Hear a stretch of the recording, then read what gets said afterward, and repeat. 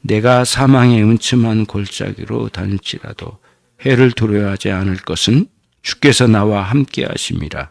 주의 지팡이와 막대기가 나를 안위하시나이다. 그리고 이사야서 63장 1절로 6절 말씀인데 제가 읽어드리도록 하겠습니다. 주보를 보시면 되겠습니다. 에돔에서 오는 이는 누구며 붉은 옷을 입고 보스라에서 오는 이는 누구냐? 그의 화려한 의복 큰 능력으로 걷는 이가 누구냐? 그는 나이니 공의를 말하는 자요 구원하는 능력을 가진 자이니라. 어찌하여 내 의복이 붉으며 내 옷이 포도즙 틀을 밟은 자 같으냐? 만민 가운데 나와 함께한 자가 없이 내가 홀로 포도즙 틀을 밟았는데 내가 노함으로 말미암아 무리를 밟았고 분함으로 말미암아 짓밟았으므로 그들의 선혈이 내 옷에 튀어 내 의복을 다 더럽혔으니 이는 내 원수 갚는 날이 내 마음에 있고 내가 구속할 해가 왔으니 내가 본즉 도와준 자도 없고 붙들어 주는 자도 없으므로 이상하게 여겨 내 팔이 나를 구원하며 내 분이 나를 붙들었음이라. 내가 노함으로 말미암아 만민을 짓밟았으며 내가 분함으로 말미암아 그들을 취하게 하고 그들의 선혈이 땅에 쏟아지게 하였느니라.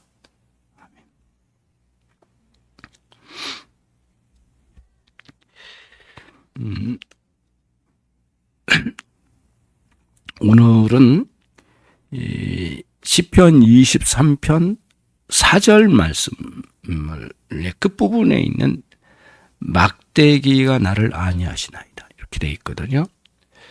여호와의 막대기, 목자의 막대기로 상징되어지는 하나님의 독특한 일하심, 역사하심, 섭리하심이라고 말할 수 있죠. 그러면서 우리는 이제 이 막대기라고 하는 게 무엇이냐 하면은 그 앞에 나와 있는 지팡이와는 좀 다릅니다. 지팡이는 양이 곁길로 갔을 때에 바른 길로 돌아오도록 끌어당겨서 자꾸 외길로 가지 않도록 빗나가지 않도록 붙들어 주는 게 지팡이 역할을 한다면 똑같은 나무로 만든 거지만 이 막대기는 그런 것에 쓰지 않고 조금 더 거칠고 아주 위태로울 때 특히 맹수들이 양떼를 습격할 때 목자가 뛰어 달려나가서 이 긴 막대기를 가지고 싸우는 거죠.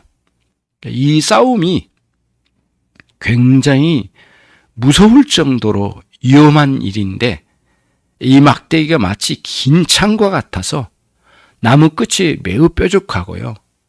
그리고 공격을 그렇게 해서 맹수를 잡아 죽이기도 하고 또 긴 막대기로 쫓아내기도 하는 거죠. 그런 역할을 하는 겁니다. 다윗은 이 시를 통해서 여호와 하나님이 나를 지키실 때, 나를 보호하시고 내 일생 동안 함께 하실 때에 여호와 하나님은 나를 위하여 싸우시는 하나님이셨다 라고 하는 그러한 신앙 고백을 이 4절에 담아낸 겁니다. 그래서 오늘 우리를 위해 싸우는 목자 예수 그리스도라고 주제를 좀 잡아보았습니다.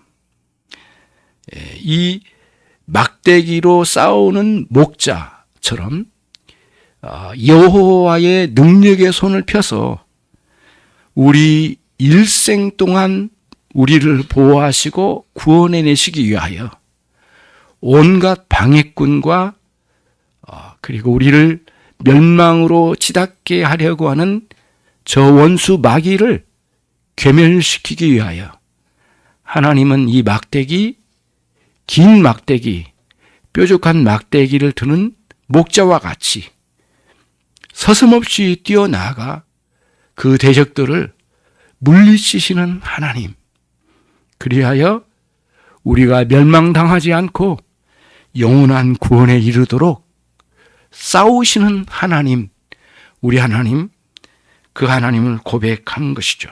그래서 오늘은 목자의 막대기로 비유되는 여호와의 싸우심에 대해서 생각해보고, 그리고 이러한 내용은 단순히 23장 4절에만 있는 게 아니고 다른 성경 구약성경 여러 곳에서 여호와께서는 택하신 당신의 백성을 위하여 얼마나 열심히 싸우시는 하나님이신지 계속해서 계시된 내용들을 몇 군데 찾아보고, 이어서 메시아가 오실 메시아가 무엇을 행하실지를 말씀하여 예언하다가 가장 인상 깊게 남겨놓은 이사야서 63장 1절로 6절 말씀, 우리를 위하여 피 흘려 싸우시는 장군과 같은 모습으로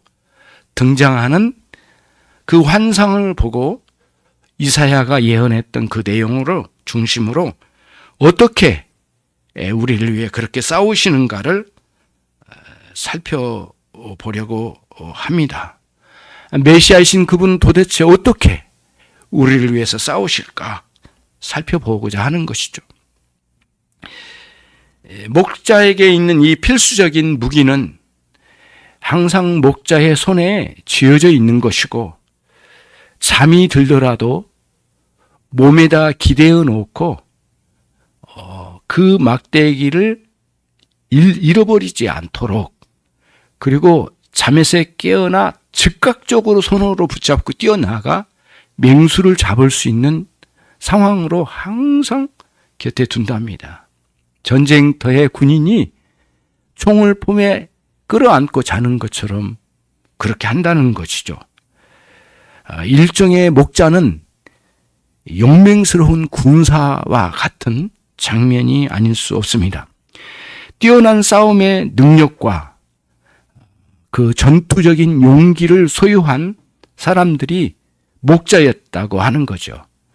푸른 풀밭에 누이시고 쉴만한 물가로 인도하는 목자이기도 하지만은 동시에 전쟁과 같은 상황에서 싸우시는 우리의 목자, 우리의 여호와 하나님, 우리가 이 시간 이 사실을 알아야 한다고 하는 거죠.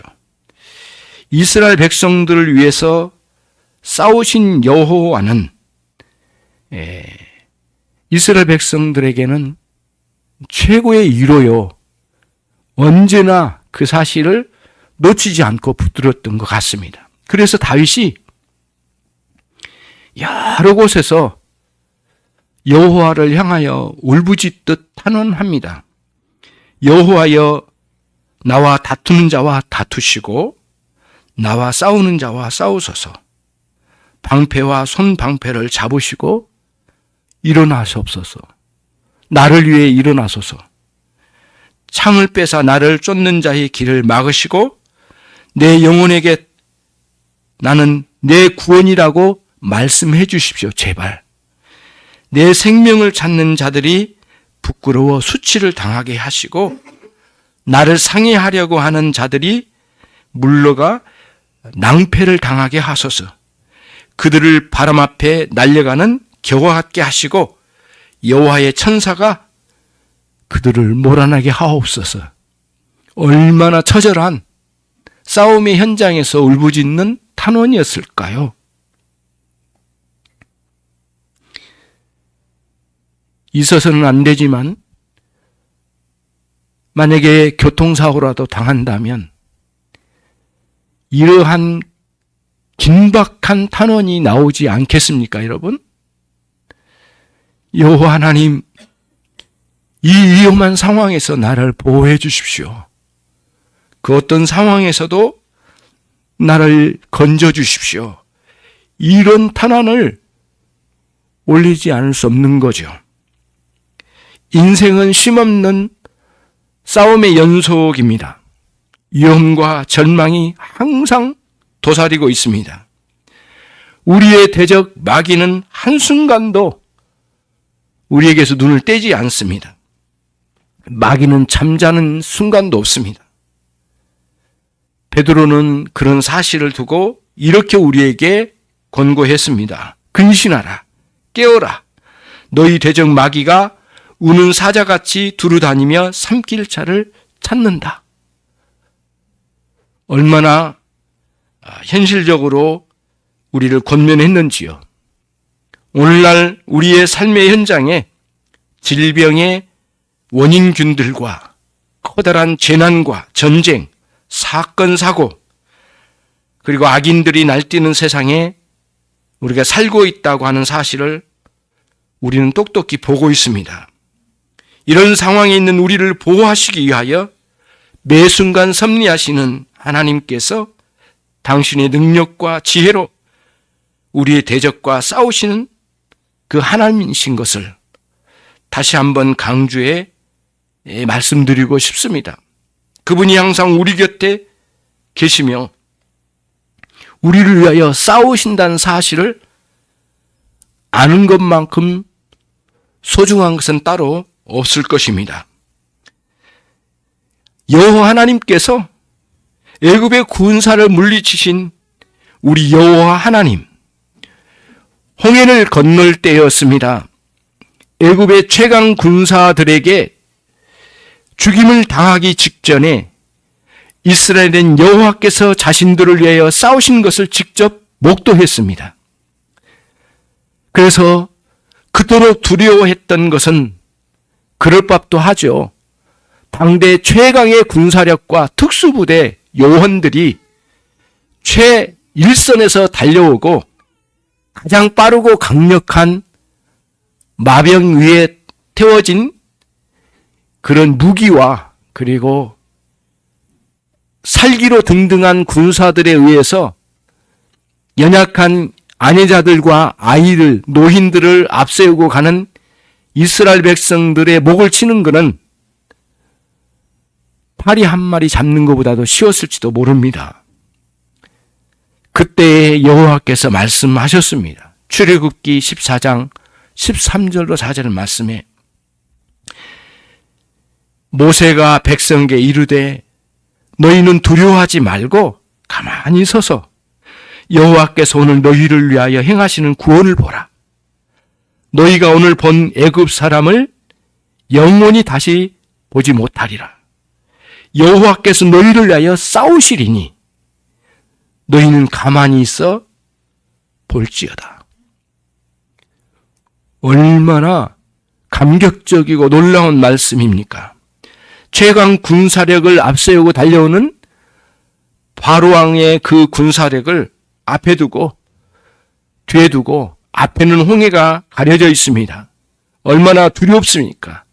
그래서 사람들이, 불평 많은 사람들이 우리를 여기에 죽이려고 우리를 끌고 나왔냐고 불평하기 시작했습니다. 그때 두려워하지 말고 여호와의 싸우심을 보라고 외쳤던 것입니다. 모세가 이 말을 할 때 소곤소곤 귀에다 대고 말했을까요? 아마도 높은 저기로 올라가서 큰 소리로 외쳤을 것입니다. 두려워하지 말라. 여호와의 싸우심을 보라. 여호와께서 너희를 위하여 싸우신다고 말이죠. 오늘날 우리를 위하여 싸우시는 하나님을 알아야 합니다. 택하신 백성들을 위하여 싸우신 하나님을 성경은 지속적으로 말합니다. 이 사실을 아는 것보다 더 중요한 것은 없다고 감히 말씀드립니다. 하나님은 왜 이토록 긴 세월 동안 우리를 위하여 싸우실까? 쉬지 않고 구원하신 사랑과 능력으로 가득하시기 때문입니다. 그 싸움이 당신의 공의와 분노가 얼마나 강렬하고 택하신 백성을 얼마나 사랑하셨는지를 보여주신 것입니다. 양떼를 사랑하니까 목숨을 내걸고 맹수와 싸웠던 것이죠. 그래서 예수님께서 선한 목자 당신 자신을 요한복음 말씀에서 십자가에서 말씀하실 때에 나는 양을 위하여 목숨을 내놓는다고 말씀하셨습니다. 그것은 목숨을 내걸고 내가 싸우겠다는 의미도 있고 실제로 목숨을 내놓아 너희 대신 내가 죽음으로 말미암아 너를 구원하리라 라는 의미도 담겨져 있겠죠. 제자들이 이것을 알 법이 없죠. 도대체 무슨 의미인지를 알 수 없었죠. 양떼를 위하여 목숨을 내놓으시겠다고 하는 주님의 비장한 약속의 말씀은 얼마 지나지 않아 성취되고 이루어졌습니다. 그리고 만민을 구원하신 구원의 길, 십자가의 길을 가셨습니다. 우리를 위해 싸우시는 하나님, 그 하나님을 의지하십시오. 그분이 여러분을 버리지 아니하시고 메시아를 보내주셨습니다. 그 메시아는 하나님 아버지께 매우 충성스러운 군사였습니다. 피 흘리기까지 싸우시고 십자가에 죽으시기까지 아버지의 뜻을 순종하셨습니다. 온갖 위험과 그리고 온갖 유혹이 난무한 시대를 지나면서도 흔들림 없이 십자가를 향하여 걸으셨습니다. 한때는 유대인들이 임금 삼으려고 했고, 한때는 유대인들이 자신들의 종파에 우두머리 삼으려고 할 때에 주님은 조금도 흔들림이 없었습니다. 심지어는 마귀는 예수님에게 세상의 영광을 취하도록 여러 가지 방식으로 유혹했지만 우리 주님은 그따위 것에 유혹당하지 않으시고 기어이 십자가에 죽으신 길을 가셨습니다. 주님은 친히 우리와 같은 몸을 입으시고 십자가에 죽을 수 있는 몸을 가지시고 이 땅에 오셔서 치열한 싸움을 하시고 골고다 언덕에 오르셔서 십자가에 달려 죽으셨습니다. 그분을 의지하십시오. 그분 속으로 들어가십시오. 그분을 끌어안으십시오. 그분과 입맞추십시오. 그분과 깊이 교제하십시오. 떨어질래야 떨어질 수 없는 관계 속에서 영원히 평안을 누리십시오.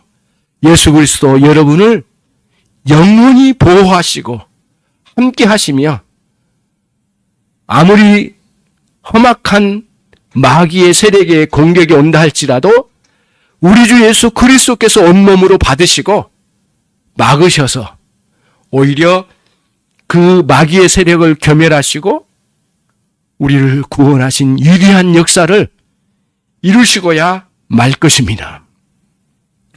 우리는 앞에서 읽은 이사야서의 말씀, 예언의 말씀으로 돌아가서 좀 더 예수님께서 우리를 위해 싸우시는 메시아로 오실 것에 대한 예언의 말씀을 살펴봄으로써 우리를 위해 싸우시는 하나님, 그리고 우리를 위해 이 땅에 싸우실 자를 보내신 하나님께서 메시아를 보내셨는데 그분이 우리 주 예수 그리스도이셨습니다. 이사야가 살던 그 시대에 배경을 가지고 예언한 것입니다.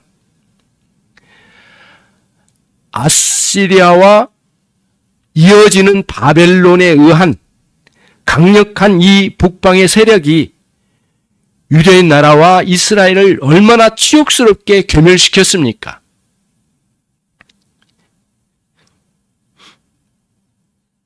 이스라엘과 사마리아를 철저히 멸망시키고 수많은 사람들을 포로로 끌고 갔고 또 지난 이후에 예루살렘과 유대 나라를 철저하게 괴멸시켰습니다.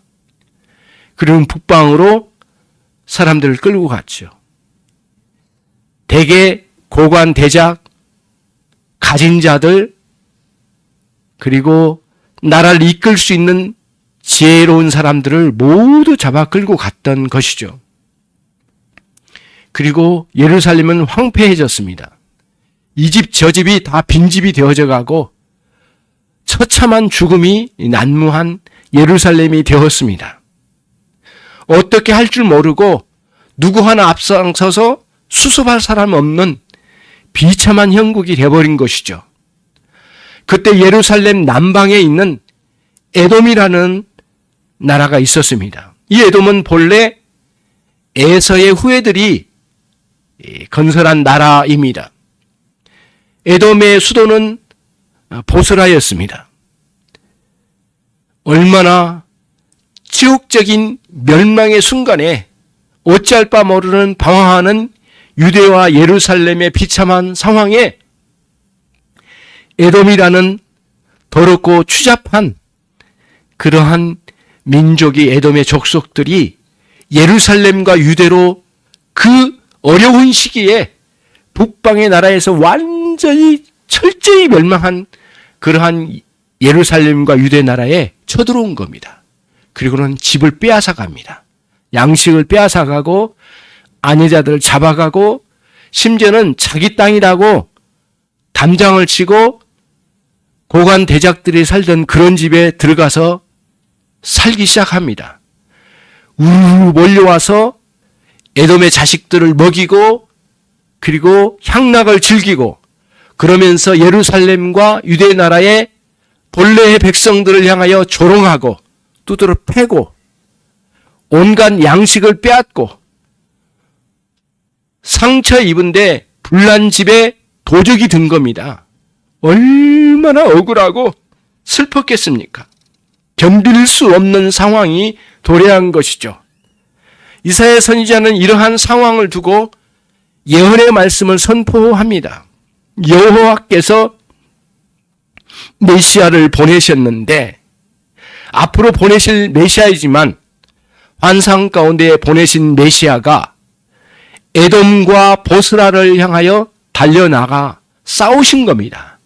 밤새도록 전투하여 싸우시는데 그 장군이 긴 칼을 들고 수많은 보스라의 시민들을 목을 치고 에돔의 군사들을 다 괴멸시키는데 이 장군의 긴 칼에 에돔의 군사들의 살점이 뚝뚝 떨어지는 장면과 그리고 에돔의 군사의 그 식지 않은 군사들의 피의 선혈이 아주 선명한 가운데 아침 동이 틀 때에 그 동트는 태양을 등지고 예루살렘을 향하여 처벅처벅 걸어오신 그 장면을 보았다라고 하는 겁니다. 그게 63장 1절에 6절 말씀 이사야 선지자의 예언의 말씀입니다. 메시아가 오신 겁니다. 그리고 그 억울한 유대 나라와 예루살렘의 안갚음을 다 한 거죠. 수많은 에돔의 군사의 목을 치고 심장을 찌르고 온몸을 도려내는 엄청난 싸움을 밤새도록 이어가시다 동이 터서 모든 전쟁을 끝내시고 긴 칼을 들고 개선장군처럼 복귀하신 메시아의 갑옷에는 엄청난 적군의 피의 선혈이 흘러내리는 장면이었습니다.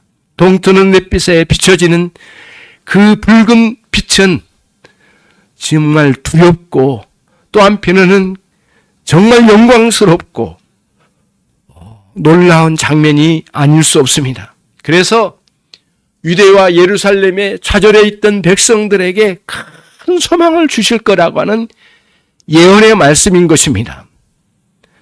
그래서 사람들이 물었다는 것이죠. 선지자를 통하여 물은 거죠. 에돔에서 오시는 분은 누구냐? 붉은 옷을 입고 보스라에서 오시는 분은 도대체 누구냐? 그의 화려한 우박 큰 능력으로 걷는 자는 도대체 누구냐? 그는 나이니 그 메시아가 말씀하신 거예요. 그는 바로 나다. 공의를 말하는 나다. 구원하는 능력을 가진 나다. 어찌하여 당신의 의복이 그렇게 붉게 되었습니까? 당신의 갑옷이 어떻게 하여 포도즙을 밟은 노예의 옷같이 붉게 되었습니까? 만민 가운데 나무와 함께 앉아 없이 내가 홀로 포도즙 틀을 밟고 돌아왔노라. 말씀하시면서 포도즙 틀을 여러분 보신 적이 있나요? 큰 틀인데요. 저는 직접 전시해 놓은 걸 봤거든요. 넓이는 우리 교회의 본당의 한 반 정도 되는데 말이 그 포도즙 틀을 말이 끌고 빙빙 돌면 가운데다가 큰 통에다가 포도를 따오는 거를 위에다가 쏟아 붓습니다. 그러고는 큰 돌 같은 걸로 돌려가는 거죠. 오늘날 믹서기 같은 거죠. 크게. 그래서 말이 한 마리 두 마리가 돌고 거기다가 이제 농부들이 붓는 거죠. 그러면 옆에 즙이 짜지고 밑으로 쭉 내려오면 큰 통에 포도주가 이제 이게 즙이 쏟아져 나온 거죠. 그거를 갖다가 포도주를 만들고 판매를 하게 되는 거죠. 전쟁 시기에는 이 포도즙 틀에 사람을 넣고 짓이기는 엄청난 비극적인 일들이 자주 발생합니다. 그래서 이사야 선지자 입을 통하여 말씀하신 것이죠. 내가 노함으로 말미암아 무리를 밟았노라. 분함으로 말미암아 짓밟았으므로 그들의 선열이 내 옷에 튀어 내 의복을 이렇게 더럽게 하였느니라. 주님께서 그렇게 메시아께서 말씀하셨다고 하는 것이죠.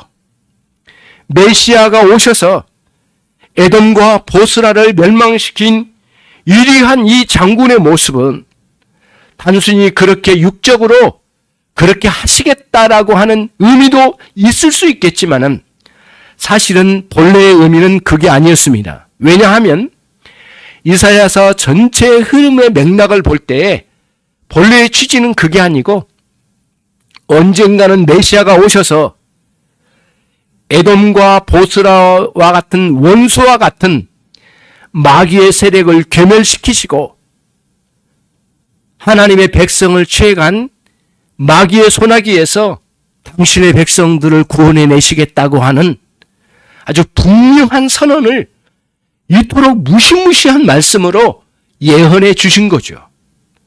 그래서 저는 이 설교를 준비하면서 굉장히 무섭기도 하지만은 또 한편은 이렇게까지 억센 말씀으로까지 전해야 할까라고 하는 의문이 좀 들었습니다만은 주님은 제 마음에 이런 응답을 주셨습니다. 너는 사람의 피가 그리 되는 거는 무시무시하고 입에 담기 어렵겠다고 말하느냐? 그러면 너의 구세주 예수 그리스도께서 십자가에 그토록 무참히 죽어가신 것은 어떻게 생각하느냐? 라고 하는 마음이 제 마음에 떠올랐습니다. 그래서 리얼하게 그대로 말씀을 전하기로 마음먹었습니다. 유대 나라의 영원한 원수들 에돔과 보스를 진멸하신 여호와 하나님, 그 하나님께서 보내신 메시아를 통하여 그토록 비참하게 치욕적으로 짓밟혀진 예루살렘과 유대 나라를 복수하신 여호와 하나님, 이러한 전쟁의 장면으로 우리에게 말씀하시려고 하는 의도는 철천지 원수 같은 에돔과 보스라를 멸망시키는 이 장면을 통하여 영원히 철천지 원수와 같은 이 마귀의 세력을 영원한 우리의 장군이신 메시아 우리 주 예수 그리스도께서 어떻게 멸망시키실 것인가를 리얼하게 보여주셨다라고 말씀드리고 싶습니다. 신약 성경에 의하면 장차 오실 메시아의 피 흘리기까지 싸워 승리하실 분은 예수 그리스도라고 말합니다. 그 승리가 이스라엘은 국가적인 차원으로 끝나는 것이 아니라 하나님의 나라의 차원에서 택한 모든 백성들을 구원하신 것이었습니다. 이사야 선지자의 약속된 구원은 우리의 메시아 예수 그리스도가 오셔서 이루실 구원이었습니다. 이 장면은 메시아의 영광스러운 개선 장면이 아닐 수가 없습니다. 에돔 족속에 대한 다윗의 영광스러운 승리가 물론 사무엘하 8장에 등장하기는 하지만은 그게 전부가 아닙니다. 메시아에 오실 것을 그리하여 우리를 구원하신 구원 성취를 예표한 사건이 아니고 무엇이겠습니까? 그리스도의 영적 승리 말입니다. 이것은 우리의 영적인 원수를 지배하기에 그리스도 안에서 이루어 얻어진 하나님의 승리입니다. 그래서 요한계시록 19장 13절에 그가 피 흘린 옷을 입었는데 그 이름은 하나님의 말씀 로고스라 칭하더라 라고 선포되어집니다. 세상의 권세자들과 왕들의 정복자들, 그들을 그리스도께서 십자가에서 그런 자들 늑탈하시고 승리하셨습니다. 이 승리에 대한 설명 속에서 우리는 다음과 같은 사실을 살펴볼 수 있습니다. 에돔에서 오는 이는 누구냐? 붉은 옷을 입고는 오시는 분은 도대체 누구일까? 에돔이 의기양양해서 쳐들어와 우리를 그렇게 괴롭혔는데 그 에돔을 다 잠재우고 아침 동터 올 그 무렵에 큰 칼에 살이 뚝뚝 떨어지는 적군의 살점이 떨어지는 칼을 휘두르면서 돌아오신 그 메시아는 도대체 누구인가? 메시아 그분을 향한 이런 외침, 영광스러운 찬양과 같은 질문이 여기에 혈투에서 승리하신 우리 주 예수 그리스도의 영적인 모습을 보여주고 있는 것입니다. 그 정복자는 옷의 훈장 대신 당신 자신의 피로 얼룩져진 십자가의 죽으심으로 그 일을 이루어 가셨습니다.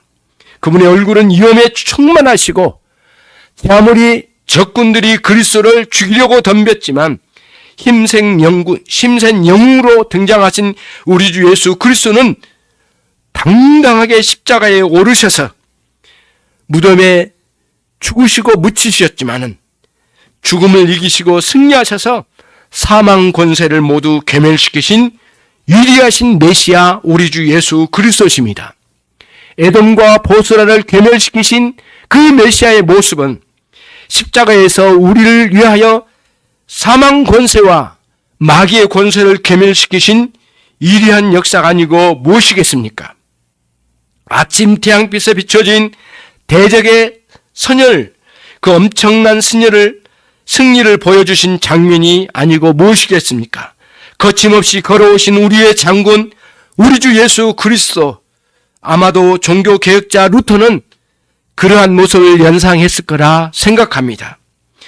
매 순간 루터를 잡아 죽이려고 했던 대적들이 얼마나 많이 주변에 널려 있었습니까? 때로는 빛이 나기도 하고 울며 기도했습니다. 그때마다 자신을 지켜주시는 싸우시는 하나님, 자신의 장군 메시아를, 우리 주 예수 그리스도를 얼마나 많이 찾고 울부짖었을까요? 다윗도 그러하지 않았습니까? 루터의 심정으로 한번 돌아가 보면 매 순간 나를 위하여 싸우신 메시아를 찾는 일이 거의 태반이었다고 합니다.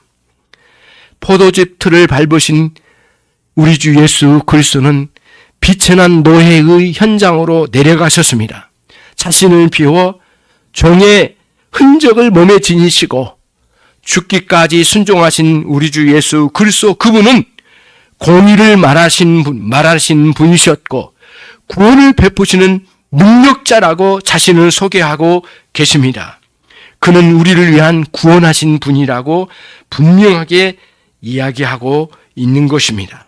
저와 여러분이 이 시간 주님 앞에 엎드려 그런 고백과 그런 사실을 알고 감사하며 고백할 수 있는 우리 되기를 바랍니다.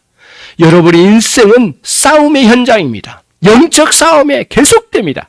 메시아에 오셔서 여러분을 지키시고 여러분을 구원하셔서 영원토록 여러분을 지키실 이 상징적인 이 예표로 예언된 이 말씀에 종지부를 찍는 요한계시록 1장 17절로 8절 말씀은 다음과 같습니다. 요한 사도가 말했습니다. 내가 볼 때 그 발 앞에 엎드려져 죽은 것 같이 내가 엎드려졌는데 그분이 오른손으로 내게 얹어 놓으시고 두려워 말라. 나는 처음이요 마지막이니라. 곧 나는 살아있는 자라. 내가 전에 죽었었노라. 볼지어다 이제 세세토록 살아있어 사망과 엄부의 열쇠를 내가 가졌노라. 저와 여러분의 인생 전부를 책임지시되 영원토록 우리를 책임지시는 우리 주 예수 그리스도는 에돔과 보스라에서 승리하신 그 장군이십니다. 오늘 또 마귀의 세력을 괴멸하시고 승리하신 장군으로 등장하셔서 오늘 또 우리를 위하여 한 번도 쉬지 아니하시고 싸우시는 우리 주 예수 그리스도를 의지하여 매 순간 그분과 함께 동행하는 삶이 되시기를 주님의 이름으로 축원합니다. 기도하겠습니다. 주님 감사합니다. 주의 성령의 충만한 은혜로 이 말씀이 각각의 심령들 가운데 새겨지게 해 주옵소서. 우리 주 예수 그리스도의 이름으로 기도 올리옵나이다. 아멘. 찬송가, 옛날 찬송가, 통일 찬송가 300장. 반주 안 해도 됩니다. 예. 반주자 왔네요. 예. 565장 새 찬송가. 예수께로 가면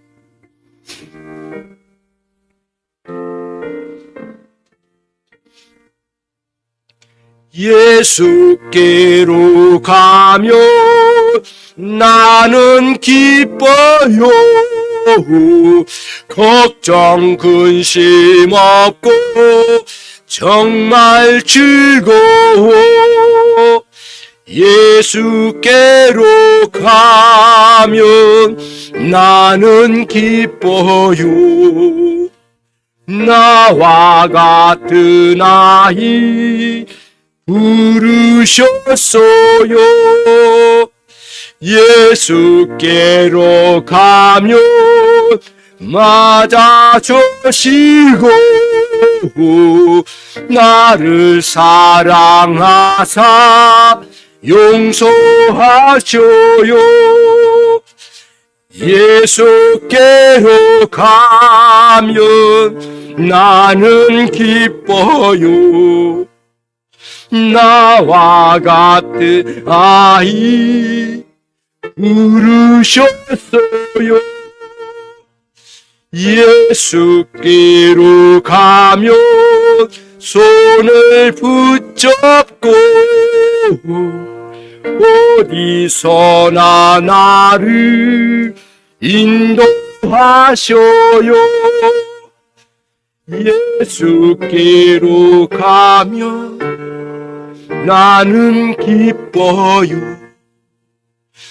나와 같은 아이 부르셨어요.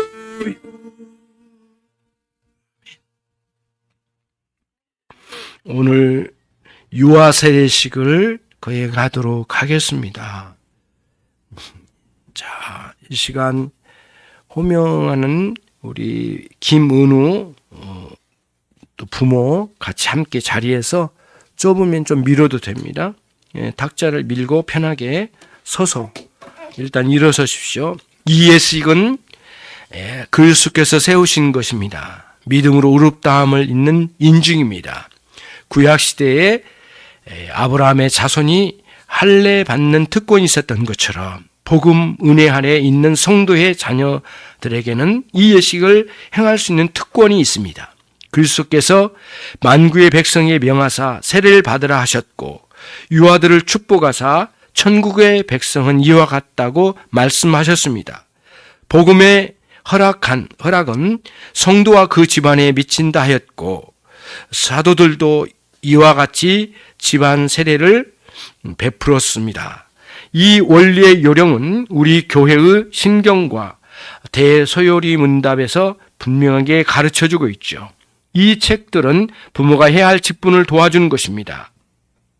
그리고 자녀를 위해 기도하고 친히 자녀와 함께 기도하며 그 어린이에게 충성과 겸손한 신앙생활의 본을 보이고 하나님이 주신 힘을 얻어 힘써 주의 성품과 훈계 안에서 자라게 해야 합니다. 자, 그러면 우리 김은우 부모에게 묻습니다. 여러분은 이 자녀가 예수 그리스도의 피로 씻음 받음과 성령의 새롭게 하는 은혜를 받아야 할 것을 믿습니까? 여러분은 믿음으로 자신이 구원받은 것처럼 이 자녀도 예수 그리스도를 신뢰함으로 구원받을 것을 믿습니까? 여러분은 지금 완전히 이 자녀를 하나님께 바치고 겸손한 마음으로 하나님의 은혜를 의지하며 친히 경건한 본을 보이기를 힘쓰며 교회의 법도를 가르치고 그리스도 안에서 믿음으로 양육하기를 서약합니까?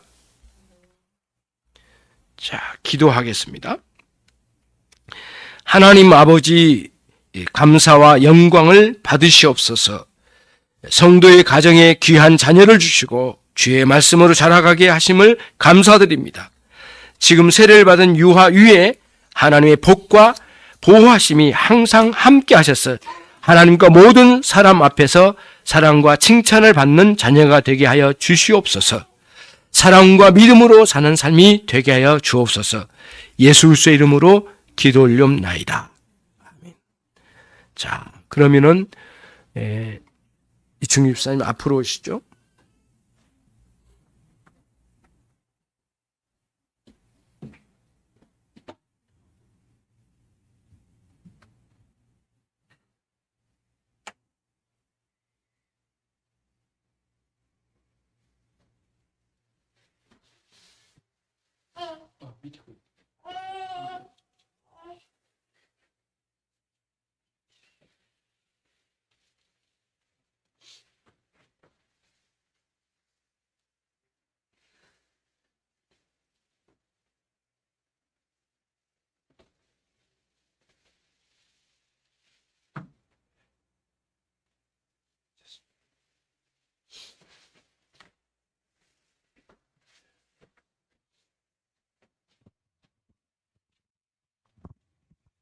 자, 우리 세례식을 진행하도록 하겠습니다.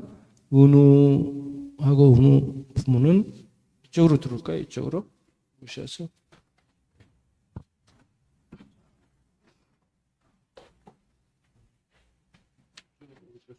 요리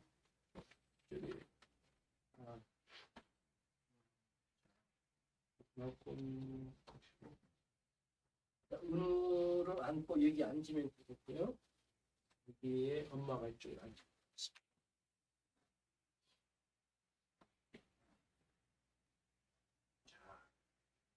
시간이 은우 아이에게 세례를 베풀도록 하겠습니다.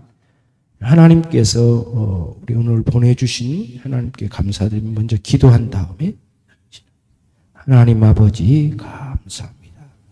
이 시간 저희에게 함께 해주시고 은우의 일생과 또 그의 가정과 또 이를 지켜보는 모든 성도들 가정에 늘 함께 하시고 복되게 해 주옵소서.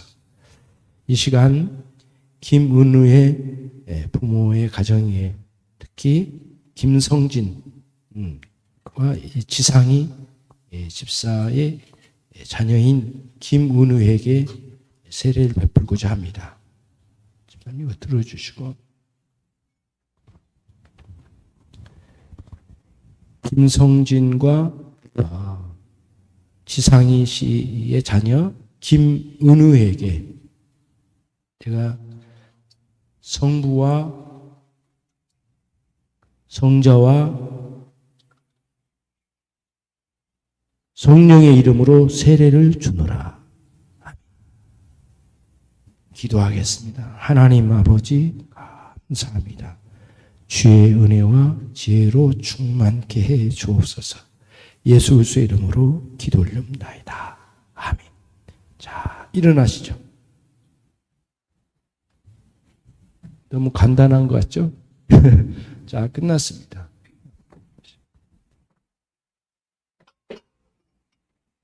자, 교회 앞에 인사 한번 하시고 박수로 환영하겠습니다. 들어가시면 되겠습니다.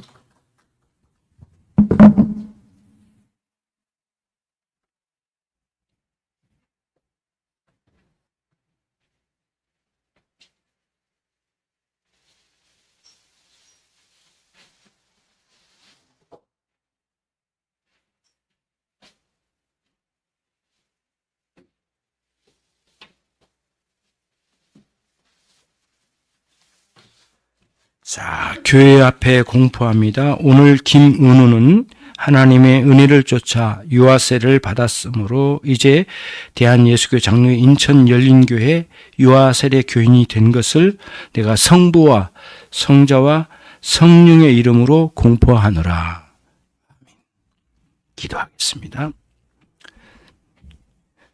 주 예수 그리스도의 은혜와 하나님 아버지의 크신 사랑과 우리 성령님의 내주 교통하심이 에돔과 보스라를 치고 돌아오시는 우리의 메시아, 마귀의 세력과 온갖 우리의 대적들을 겸연하시고 돌아오신 메시아를 향한 하나님 큰 기대감과 그 영광스러움을 날마다 목도하며 살고자 하는 종들과 오늘 유아 세례를 통하여 하나님 품 안에 살기를 원하는 귀한 김은우와 그의 가정 위에와 온 교우들 위해 지금으로부터 영원토록 함께 있을지어다. 아멘.